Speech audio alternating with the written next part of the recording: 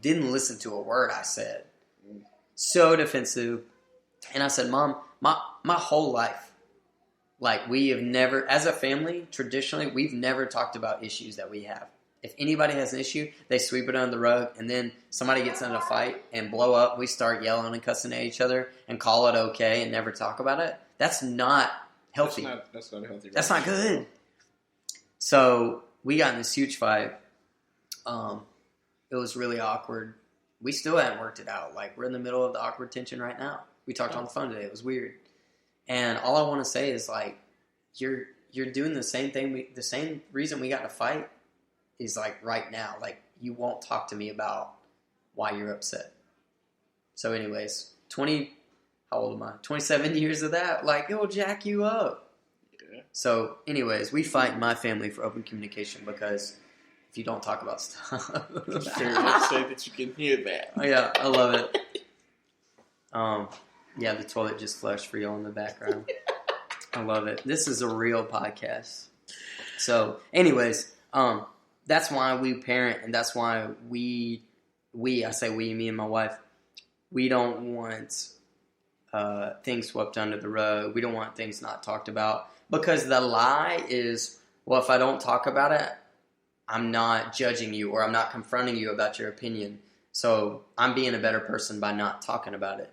But the reality is, sure, that may be true, but if I have like bitterness in me or there's tension in me and I don't talk to you about the issue, how is that better than not talking about it? Let's say I would rather talk about it and go ahead and get it out on the table. That way, there's nothing there to harp on. Right. And I had to literally learn that the hard way. Like, I was one of the... Like, I don't say if you get into it with somebody, like if you and Emily get into it or if me and Raven gets into it, that we should talk about it right then and there because tension is still high. Sure. And a lot of times when tensions are still high, nobody's listening to each other. It's just a screaming match, so there's nothing being resolved. And they blink real fast like this. Oh, God. Which means I ain't listening to nothing you say. Yeah. And the thing is, Raven is saying, I'm not listening to you. Get out of my... I'm literally not hearing a word you're saying. She will literally walk away from me. But with that being said, I would rather come back when cooler heads are in the room and figuring out, hey, look, we need to figure out where all this came from. I apologize for one. Yeah, by the way, if you're ever going into a conflict, it's always great to start with an apology, even if you're not in the wrong. Some of us need to humble ourselves, including me. That's why I'm saying us. That's just me. We're always in the wrong. We're always in the wrong. Hey, men out there, if you got a girl, you're always wrong. 24/7. Just apologize. Yeah, it's your fault. So anyways, sorry. Coming into a conversation with an apology. Coming in with an apology and then sitting down and trying to hash out whatever issues there are. And as it...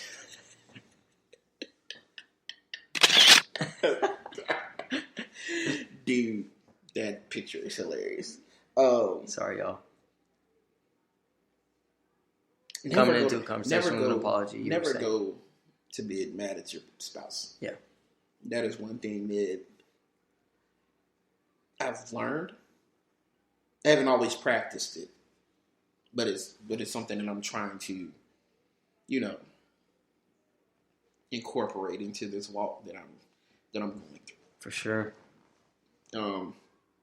I think this topic that we chose was close to both of us, which I'm glad that we chose it as the first podcast that we did together, which I'm finna throw this, hint out there that Sam will actually be the co-host. That way I ain't got to do this by myself no more. But, hint, let's see, get that marinating started. Those two is turning here.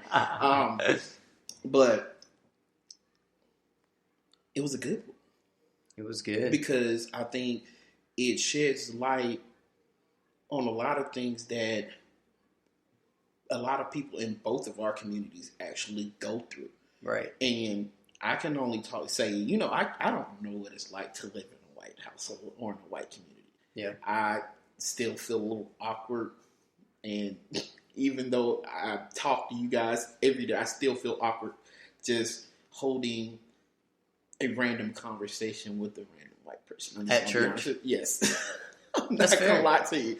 But That's fair. I feel weird. And it's like, because I'm so used to only being around people that look like me.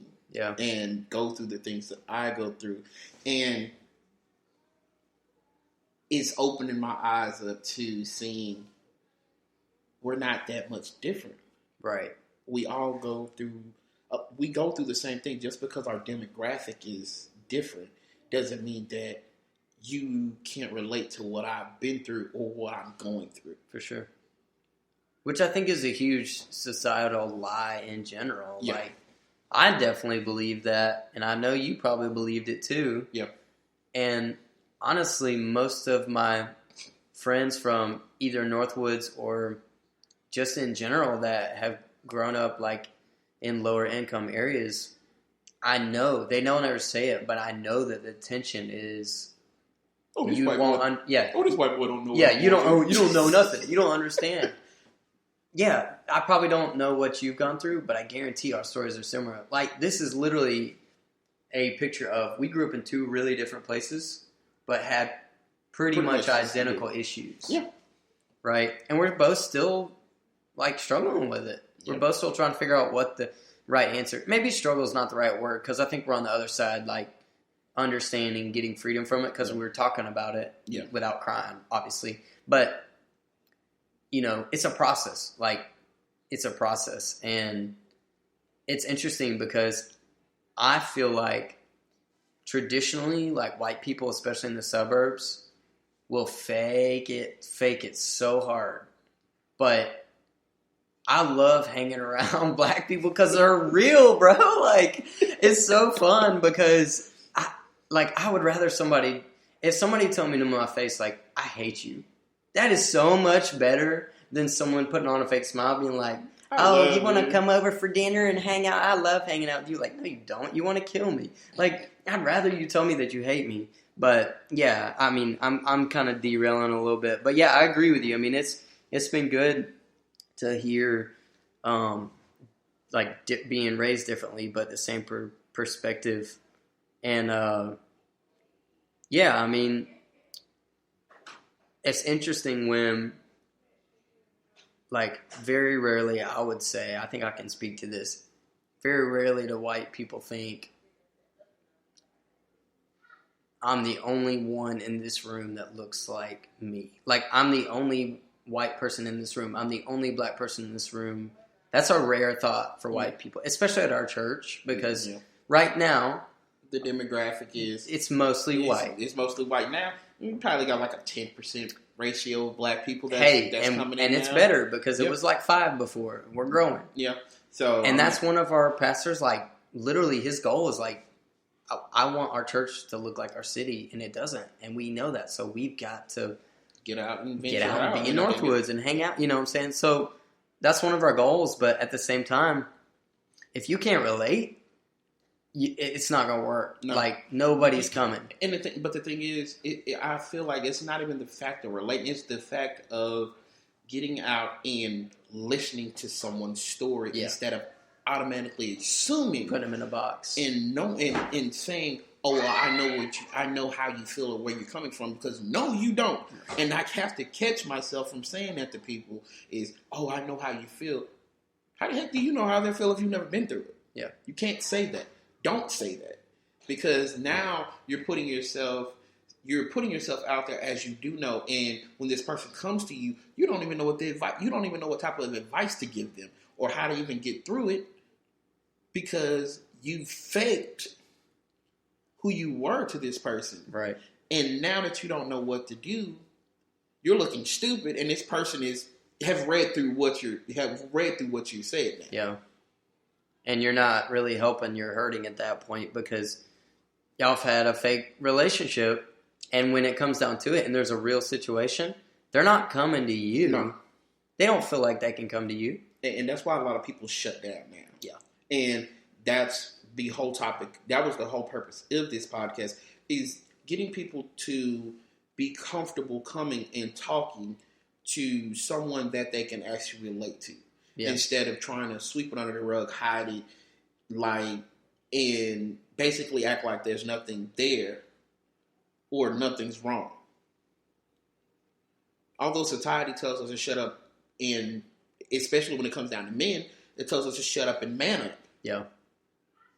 Nobody wants to hear you complain, and although it's not complaining, it's just expressing how you feel, and a lot of men don't know how to do that. Right. Yeah. I love that we talked about, like, just different perspectives.